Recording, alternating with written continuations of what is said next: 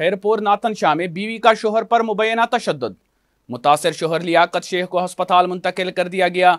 मुतासिर शोहर का बीवी के खिलाफ एहतजाजी मुजाहरा किया और IG सिंध से नोटिस लेने का मुतालबा। मजीद जानते हैं इस रिपोर्ट में।